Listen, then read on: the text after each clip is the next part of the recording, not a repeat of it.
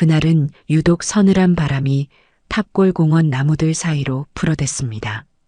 공원 벤치에 앉아있던 노인들은 어깨를 움츠리며 날씨 이야기를 나누고 있었죠.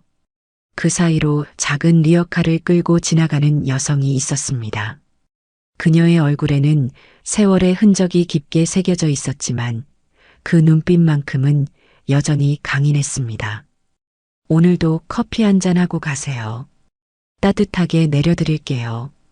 그녀의 목소리는 공원을 맴도는 바람 속에 섞여 들려왔습니다. 노인들은 빙그레 웃으며 동전을 꺼내 들었고 그녀는 능숙한 손길로 커피를 내렸죠. 이것이 바로 탑골공원의 커피 할머니라 불리는 박순자의 일상이었습니다. 여러분, 제 이름은 박순자입니다. 올해 62살이 됐어요. 탑골공원에서 10년 동안 커피를 팔았습니다. 그 시간 동안 참 많은 사람들을 만났고 많은 이야기를 들었죠. 하지만 오늘은 제 이야기를 들려드리려고 합니다. 제가 어떻게 이곳에서 커피를 팔게 되었는지, 그리고 그 과정에서 겪었던 아픔과 희망에 대해 말이에요. 저는 평범한 가정주부였습니다. 남편과 두 아이와 함께 작은 아파트에서 살았어요. 남편은 조그만 가구 공장을 운영했고, 저는 집안일을 돌보며 아이들을 키웠죠. 그렇게 평범하게 살아가던 어느 날, 우리 가족에게 큰 시련이 찾아왔습니다. 순자야, 내가 잠시 어려움에 빠졌어. 곧 해결될 거야. 남편의 말은 그저 일시적인 어려움처럼 들렸어요. 하지만 상황은 점점 악화되었고 결국 남편의 사업은 완전히 무너져 내렸습니다. 빚은 눈덩이처럼 불어났고 남편은 그 무게를 견디지 못했습니다. 42살이 되던 해 남편은 세상을 떠났고 저는 두 아이와 함께 남겨졌죠. 엄마, 우리 이제 어떻게 살아요? 12살, 9살이었던 아이들의 눈빛이 아직도 생생합니다. 그 순간 저는 무너질 수 없었어요.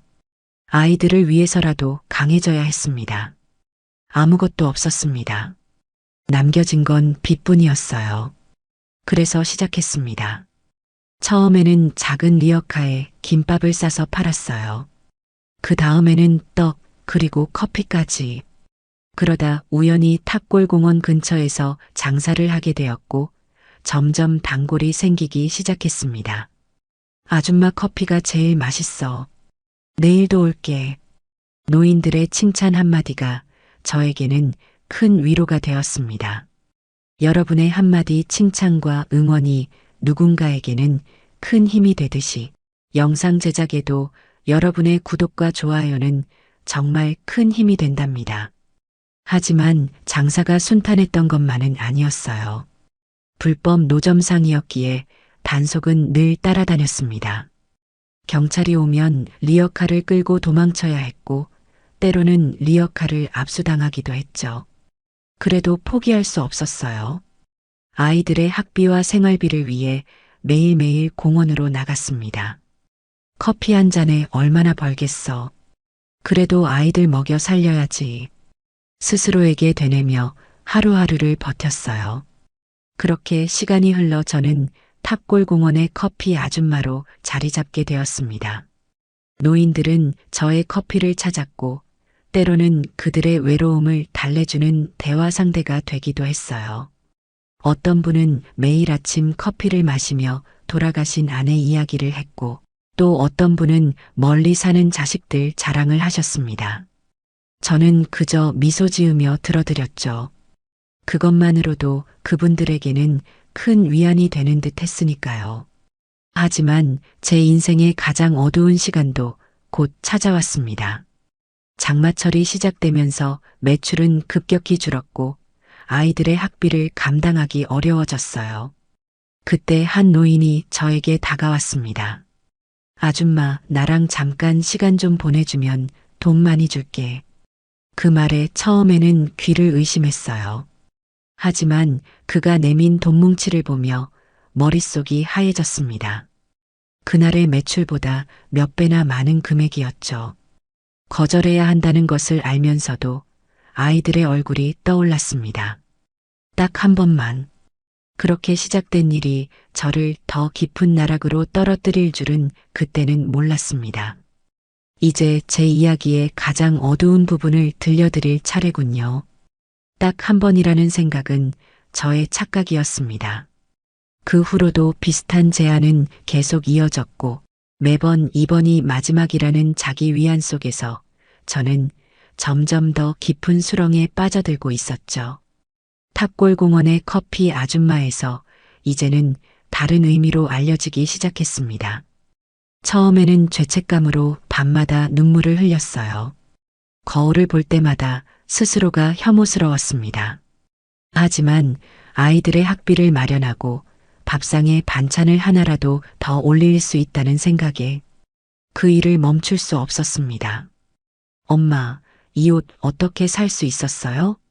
중학교에 입학한 딸아이가 새 교복을 입고 좋아하는 모습을 보며 가슴이 찢어질 듯 아팠습니다. 아이들은 알아서는 안 됐어요. 절대로. 그렇게 세월이 흘러 두 아이는 고등학생이 되었고 대학생이 되었습니다. 그들은 어머니가 탑골공원에서 커피를 팔아 학비를 마련한다고만 알고 있었죠. 그 이상은 결코 알려주고 싶지 않았어요. 박순자 씨, 오늘도 장사 잘 돼요? 단골 할아버지들은 저를 반갑게 맞아주셨어요. 다정한 말 한마디, 따뜻한 미소가 저에게는 큰 위로였습니다. 그러나 그 이면에는 제가 감추고 싶은 부끄러운 비밀이 있었죠. 어느 날 아침 눈을 뜨자마자 핸드폰이 요란하게 울렸습니다. 딸아이였어요. 엄마, 뉴스 봤어? 탑골공원 할머니. 그거 엄마 아니지? 심장이 멎는 것 같았습니다. 떨리는 손으로 인터넷 뉴스를 확인했더니 탑골공원 노인들 상대로 불법 성매매라는 제목의 기사가 떡하니 올라와 있었습니다. 얼굴은 모자이크 처리되어 있었지만 리어카와 커피포트는 분명 제 것이었어요. 아니야, 그건 다른 사람이야. 겨우 그 한마디를 말하고 전화를 끊었습니다. 하지만 그날 이후로 동네 사람들의 시선이 달라졌어요. 수군거림이 들렸고 손가락질하는 사람들도 있었습니다. 아이들에게 들키지 않기 위해 더 멀리 나가 장사를 했고 집에는 더 늦게 들어갔죠. 이제 어떻게 살아야 하나. 절망감에 빠져 있을 때 한 남자가 제 리어카 앞에 나타났습니다. 평소에 자주 보던 손님이었어요. 조용히 커피를 마시고 가는 말수 적은 중년 남자였습니다. 괜찮으세요? 그의 다정한 목소리에 저는 오랜만에 마음이 따뜻해지는 느낌이 들었습니다. 영수라고 자신을 소개한 그 남자는 다른 사람들과 달랐어요. 저를 판단하지 않았고 이상한 제안을 하지도 않았습니다. 오늘 식사하셨어요? 같이 밥 먹을래요? 처음에는 경계했지만 영수의 진심 어린 태도에 조금씩 마음의 문을 열게 되었어요. 그는 매일 제 리어카를 찾아왔고 때로는 도시락도 가져왔습니다. 그저 제 이야기를 들어주고 때로는 자신의 이야기를 들려주었죠. 저도 힘든 시절이 있었어요. 다 지나가요. 영수의 따뜻한 말 한마디가 제게는 큰 위로가 되었습니다. 마치 오랜 가뭄 끝에 내리는 단비 같았어요. 그러던 어느 날 영수가 제안을 했습니다. 순자 씨, 이렇게 매일 단속 피해 다니며 장사하는 것보다 작은 카페를 하나 차리는 게 어때요? 당신 커피 맛있잖아요. 그 말에 처음으로 희망이 보였습니다. 불법 노점상이 아닌 정식으로 가게를 열 수 있다는 생각에 가슴이 설렜어요. 하지만 현실은 녹록지 않았죠. 돈이 어디 있어요, 나 같은 사람이. 그러자 영수는 미소를 지으며 말했습니다. 내가 도와줄게요. 같이 해보자고요. 정말 오랜만에 누군가를 믿어도 될 것 같다는 느낌이 들었습니다. 영수는 가게 자리도 알아봐 주겠다고 했고 저는 그동안 조금씩 모아둔 돈을 꺼내기로 했죠. 아이들 대학 졸업하고 남은 돈으로 새 출발을 하고 싶었어요. 우리 가게 이름은 뭐로 할까요? 그냥 순자의 커피는 어때요? 행복한 상상을 하며 밤을 지새웠습니다. 탑골공원의 리어카가 아닌 작지만 제 이름을 건 카페. 더 이상 불법적인 일을 하지 않고도 살 수 있다는 희망이 생겼어요. 하지만 인생이란 참 예측할 수 없는 것이더군요. 제가 꿈에 그리던 행복은 또 다른 시련의 시작에 불과했습니다. 영수와 함께 가게 계약을 위해 만나기로 한 날, 저는 인생에서 가장 큰 배신을 경험하게 됩니다. 그날의 일은 지금도 생각하면 가슴이 무너져 내리는 것 같습니다. 그날은 오전부터 비가 내렸습니다. 무거운 먹구름이 하늘을 덮었고 빗방울은 창문을 두드리는 소리로 저를 잠에서 깨웠어요. 영수와 약속한 시간은 오후 2시. 저는 설레는 마음으로 준비를 시작했습니다. 오늘부터 내 인생이 달라질 거야. 거울을 보며 스스로에게 말했죠. 그동안 모아둔 돈을 확인하고 또 확인했습니다. 2천만 원. 결코 적은 돈이 아니었어요. 10년 동안 한 푼, 두 푼 모은 돈이었고, 때로는 제 자존심을 버리면서까지 모은 돈이었습니다. 영수는 친절했어요. 계약서를 들고 와서 하나하나 설명해 주었고, 좋은 위치에 가게를 구했다며 기뻐했습니다. 월세는 조금 비싸지만 장사가 잘 될 거라고 했죠. 처음 장사를 시작하는 제게 모든 것을 알려주겠다고 약속했어요. 순자 씨, 내일 계약금을 내야 하는데 준비되셨죠? 제 손은 떨렸지만 기쁜 마음에 영수에게 돈 봉투를 건넸습니다. 그는 환하게 웃으며 말했어요. 내일 같이 가서 계약하고 바로 인테리어 업체도 만나보자고요. 그날 밤 영수는 제 집에 머물렀습니다. 이웃들의 수군거림이 신경 쓰였지만 이제 곧 새 출발을 할 거라는 생각에 개의치 않았어요. 늦은 밤 잠에서 깨어났을 때 영수가 보이지 않았습니다. 화장실에 간 줄 알았죠. 하지만 베란다에서 들려오는 작은 목소리가 제 귀에 들어왔어요. 그래, 내일 다 정리하고 갈게. 걔 돈 다 뺐어. 2천만 원이야. 우리 몇 달은 편하게 살겠다. 순간 온몸이 얼어붙는 것 같았습니다. 귀를 의심했어요. 하지만 영수의 다음 말이 모든 것을 확실하게 해주었죠. 그 아줌마, 탑골공원에서 불법으로 장사하면서 남자들 상대하던 여자야. 신고하겠다고 협박하면 가만히 있을걸? 숨이 멎는 것 같았어요. 제 다리는 떨렸고 심장은 미친 듯이 뛰었습니다. 영수가 베란다에서 들어오자 저는 재빨리 침대로 돌아갔어요. 그날 밤 저는 한숨도 자지 못했습니다. 영수의 균일한 숨소리를 들으며 제 인생이 또다시 나락으로 떨어지고 있다는 사실을 받아들여야 했죠. 아침이 밝았습니다. 영수는 여전히 친절했어요. 마치 어제 밤에 일이 없었던 것처럼 행동했습니다. 오늘 계약하러 가기 전에 은행에 들러야 해요. 현금보다는 계좌이체가 안전하니까. 저는 묵묵히 고개를 끄덕였습니다. 그리고 영수가 샤워하는 동안 결정을 내렸어요. 탑골공원에서 10년 동안 장사하며 만난 단골 중 한 명이 경찰이었습니다. 늘 커피를 마시러 오시던 분이었죠. 떨리는 손으로 그분에게 전화를 걸었어요. 김경희님, 저 박순자입니다. 도움이 필요해요. 짧게 상황을 설명했습니다. 김경희는 곧바로 움직여 주셨어요.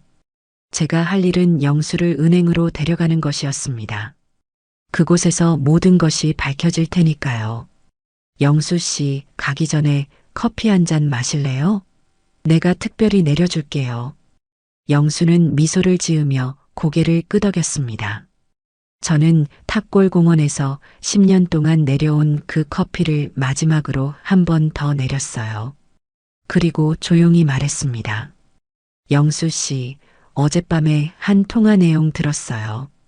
그의 얼굴이 갑자기 굳었습니다. 놀란 눈으로 저를 바라보더니 이내 비웃듯 말했죠. 그래서요? 뭐, 신고할 거예요? 당신같이 불법으로 장사하고 성매매한 사람이. 가슴이 찢어지는 것 같았지만 저는 담담하게 대답했습니다. 그래요, 저는 그런 사람이에요. 하지만 당신은 사기꾼이고요. 그 순간 문을 두드리는 소리가 들렸습니다. 김경희와 다른 경찰들이 들어왔어요. 영수의 얼굴이 하얗게 변했습니다. 황영수 씨 사기 혐의로 체포합니다. 알고 보니 영수는 이전에도 비슷한 수법으로 여러 명을 속여왔다고 합니다. 은행 계좌도 모두 가짜 명의였고 가게 계약서도 위조된 것이었죠. 제 돈은 거의 다 찾을 수 있었습니다. 하지만 마음의 상처는 쉽게 아물지 않았어요. 그날 이후 저는 더 이상 탑골공원에 가지 않았습니다. 리어카를 끌고 커피를 파는 일도 그 이상의 일도 하지 않았어요. 집에 틀어박혀 세상과 단절한 채 지냈죠. 엄마 괜찮아요? 딸아이가 걱정스럽게 물었습니다. 아이들은 제가 왜 갑자기 일을 그만두었는지 이해하지 못했어요. 하지만 더 이상 거짓말을 하고 싶지 않았습니다. 엄마가 너희에게 말해줄 게 있어. 저는 용기를 내어 아이들에게 모든 것을 털어놓았어요. 탑골공원에서의 10년 그리고 그곳에서 했던 일들까지. 아이들의 얼굴에는 충격과 실망 그리고 슬픔이 교차했습니다. 엄마가 미안해. 너희를 위해서라고 생각했는데 눈물이 멈추지 않았습니다. 아이들은 한동안 말이 없었어요. 그러다 아들이 먼저 입을 열었습니다. 엄마, 우리가 얼마나 힘들었는지 이제야 알겠어요. 하지만 그렇게까지 하지 않았어도 말을 잇지 못하는 아들을 보며 가슴이 무너져 내렸습니다. 그래도 이제 숨기는 것이 없었어요. 모든 것이 드러난 후에 홀가분함과 두려움이 공존했습니다. 시간은 참 빠르게 흘러갔습니다. 아이들에게 진실을 고백한 후 우리 가족은 서로를 이해하는 시간을 가졌어요. 처음에는 어색했지만 점차 대화가 늘어났고 서로의 상처를 보듬어주기 시작했습니다. 엄마, 이제 어떻게 할 거예요? 딸아이의 질문에 저는 한동안 대답하지 못했습니다. 정말 이제 어떻게 해야 할지 막막했죠. 50대 중반, 별다른 기술도 없고 경력도 없는 상태에서 새 출발을 한다는 것이 두려웠어요. 그러던 어느 날 신문에서 한 기사를 보게 되었습니다. 노인복지센터에서 자원봉사자를 구한다는 내용이었어요. 저는 망설임 없이 전화를 걸었습니다. 자원봉사 모집 관련해서 문의드립니다. 처음에는 단순한 청소와 설거지부터 시작했어요. 하지만 제가 커피 내리는 솜씨가 좋다는 것을 알게 된 센터장님은 저에게 카페 운영을 맡겼습니다. 작은 공간이었지만 그곳에서 저는 다시 커피를 내리기 시작했어요. 할머니 커피 정말 맛있어요. 어디서 배우셨어요? 복지센터를 찾는 젊은 봉사자들이 물으면 저는 웃으며 대답했죠. 인생에서 배웠어요. 그렇게 1년이 지났습니다. 봉사활동은 제게 삶의 의미를 되찾아 주었어요. 커피를 내리며 사람들과 이야기하는 것, 그것이 제가 가장 잘할 수 있는 일이었습니다. 더 이상 부끄럽거나 숨길 일도 없었죠.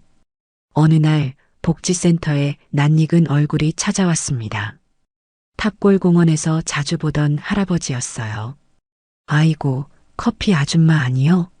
여기서 뭐해? 그 할아버지의 말에 센터장님이 저를 쳐다보았습니다. 저는 더 이상 숨기지 않았어요. 네, 예전에 탑골공원에서 커피 팔던 사람입니다. 할아버지는 반가워하며 다가왔고 센터장님도 놀란 표정을 감추지 못했습니다. 그날 저녁 센터장님이 저를 불렀어요. 박순자 씨, 솔직히 말해주세요. 정말 탑골공원에서 커피 파셨어요? 저는 고개를 끄덕였습니다. 그리고 용기를 내어 모든 이야기를 털어놓았어요.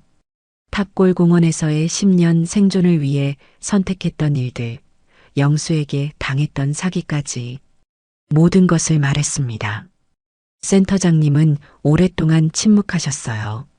그리고 따뜻한 미소를 지으며 제 손을 잡아주셨습니다. 순자 씨, 당신의 이야기를 들려줘서 고마워요. 우리 복지센터에서 정식으로 일해보지 않을래요? 커피도 잘 내리시고 어르신들하고도 잘 지내시니까. 그날 밤 집으로 돌아오는 길에 하늘을 올려다보았습니다. 별이 참 많이 빛나고 있었어요. 마치 제 인생에 새로운 빛이 찾아온 것처럼 말이죠. 복지센터에서의 일은 생각보다 즐거웠습니다. 매일 아침 일찍 일어나 센터로 향했고 그곳에서 어르신들에게 커피를 내려드리며 이야기를 나눴죠. 더 이상 단속을 피해 도망다니지 않아도 되었고 무엇보다 떳떳하게 일할 수 있다는 사실이 좋았습니다.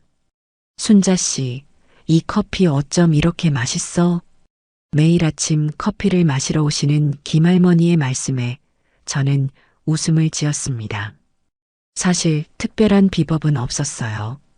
다만 정성을 다해 내리는 것뿐이었죠. 할머니, 오늘도 아들 소식 있으세요? 김할머니는 미국에 사는 아들 이야기를 참 좋아하셨습니다. 매주 화상 통화를 하신다고 하셨죠. 그 이야기를 들으며 저는 제 아이들 생각이 났습니다. 이제 대학을 졸업하고 각자의 길을 가고 있는 아이들. 센터장님은 제게 더 많은 책임을 맡기기 시작했어요. 커피 담당에서 식사 준비까지, 그리고 어르신들의 말벗이 되어드리는 일까지. 저는 이전의 삶에서 배운 경험들을 이곳에서 활용할 수 있었습니다. 박순자 씨, 당신 같은 분이 우리 센터에 있어서 정말 다행이에요. 센터장님의 말씀에 가슴이 뭉클했습니다. 제 삶이 의미 있게 느껴지는 순간이었어요. 그렇게 새해가 흘렀습니다. 어느덧 저는 예순이 되었고 복지센터의 중요한 일원이 되었어요. 아이들도 제 일을 자랑스러워했습니다. 엄마, 요즘 얼굴이 좋아 보여요. 행복해 보여. 딸아이의 말에 저는 웃으며 고개를 끄덕였습니다. 그랬어요. 저는 행복했습니다. 그러던 어느 날 센터에 특별한 손님이 찾아왔습니다. 지역 방송국에서 노인복지 관련 다큐멘터리를 찍는다고 했어요. 박순자 씨, 인터뷰 좀 해주실 수 있을까요? 처음에는 망설였습니다. 카메라 앞에 서는 것이 두려웠고 제 과거가 드러날까봐 걱정됐어요. 하지만 센터장님의 권유로 용기를 내어 인터뷰에 응했습니다. 제 이름은 박순자입니다. 복지센터에서 일한 지 3년 됐어요. 카메라 앞에서 이야기하는 것은 생각보다 어려웠습니다. 하지만 차츰 편안해졌고 제 이야기를 조금씩 꺼내기 시작했어요. 저는 예전에 탑골공원에서 커피를 팔았습니다. 남편을 일찍 잃고 두 아이를 혼자 키우기 위해서였죠. 인터뷰는 생각보다 길어졌습니다.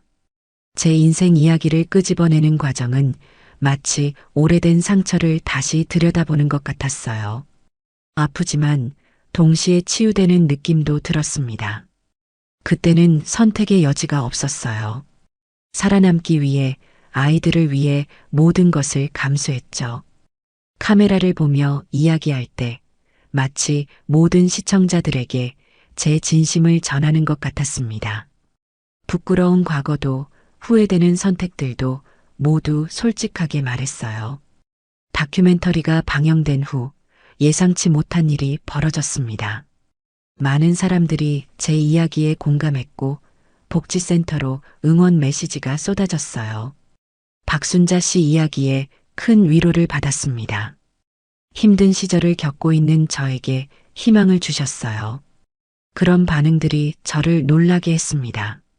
제 이야기가 누군가에게 위로가 될 수 있다는 사실이 신기했어요. 다큐멘터리 방영 이후 저에게 변화가 찾아왔습니다. 지역의 여러 복지센터에서 강연 요청이 들어왔고 제 경험을 나누어 달라는 제안이 이어졌어요. 저 같은 사람이 무슨 강연을. 처음에는 거절했지만 센터장님의 권유로 용기를 내어 첫 강연을 시작했습니다. 떨리는 마음으로 연단에 섰을 때 저를 바라보는 많은 사람들의 눈빛이 따뜻했어요. 안녕하세요. 저는 박순자입니다. 62살이고요. 한때는 탑골공원 커피 할머니였습니다. 그렇게 시작된 강연은 제 인생에 새로운 의미를 가져다 주었습니다. 제 이야기를 통해 힘든 시간을 겪고 있는 사람들에게 위로를 전할 수 있었고, 같은 경험을 한 여성들이 저를 찾아와 용기를 얻어갔어요. 순자 씨 덕분에 저도 새 출발할 용기가 생겼어요. 그런 말들을 들을 때마다 가슴이 뭉클했습니다. 제 아픔과 실수가 누군가에게 도움이 된다는 사실이 제 상처를 치유해주는 것 같았어요. 이제 저는 여러 봉사활동에도 참여하고 있습니다. 노숙자 쉼터에서 커피를 대접하고 때로는 그들의 이야기를 들어주기도 합니다. 누구보다 그들의 아픔을 이해할 수 있으니까요. 할머니, 내일도 올 거죠? 쉼터의 한 노인이 물었을 때 저는 미소로 답했습니다. 그렇게 제 삶은 조금씩 의미를 찾아가고 있었어요. 오늘도 저는 여느 때와 같이 복지센터로 향했습니다. 이제는 이곳이 제 삶의 중심이 되었죠. 커피 내리는 향기가 센터 안에 가득했고 어르신들의 웃음소리가 들려왔어요. 순자야, 오늘도 커피 맛있네. 탑골공원에서부터 알고 지내던 할아버지의 말씀에 저는 웃음을 지었습니다. 이제 그분도 이 센터의 단골이 되셨어요. 때로는 과거의 기억들이 문득 떠오르기도 합니다. 탑골공원에서의 날들, 리어카를 끌고 도망다니던 순간들, 그리고 영수와의 만남까지. 하지만 더 이상 그 기억들이 저를 괴롭히지 않아요. 엄마, 이번 주말에 우리 집에 놀러 오실래요? 손주 보고 싶다고 하셨잖아요. 딸아이의 전화에 저는 기쁘게 대답했습니다. 이제 저는 할머니가 되었고 새로운 행복을 찾아가고 있었어요. 인생은 참 예측할 수 없는 것 같습니다. 42의 남편을 잃고 벼랑 끝에 서 있던 제가 이제 62이 되어 다른 이들에게 희망을 전하는 사람이 되었으니까요. 박순자 씨, 오늘 특별한 손님이 오신대요. 센터장님의 말에 고개를 들었습니다. 문 앞에는 카메라를 든 젊은이들이 서 있었어요. 또 다른 방송국에서 왔다고 했습니다. 할머니의 이야기가 많은 분들에게 감동을 주고 있어요. 더 많은 분들과 나누고 싶습니다. 저는 잠시 생각에 잠겼습니다. 그리고 미소를 지으며 말했어요. 내 이야기가 누군가에게 도움이 된다면 기꺼이 나눌게요. 카메라 앞에 선 저는 깊은 숨을 들이쉬었습니다. 그리고 시작했어요. 안녕하세요. 저는 박순자입니다. 한때 탑골공원 커피 할머니로 불렸던 사람이에요. 오늘은 제 이야기를 들려드리려고 합니다. 모두가 살면서 후회하는 일이 있잖아요. 하지만 그 후회로부터 다시 시작할 수도 있어요. 제 이야기가 여러분에게 작은 위로가 되길 바랍니다.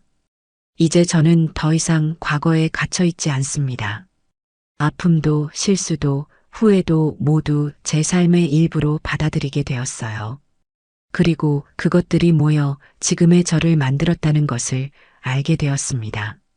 인생은 계속됩니다. 어떤 선택을 하든 어떤 실수를 하든 다시 시작할 기회는 항상 있다는 것을 저는 이제 알고 있습니다. 그것이 제가 나누고 싶은 이야기의 핵심이었어요.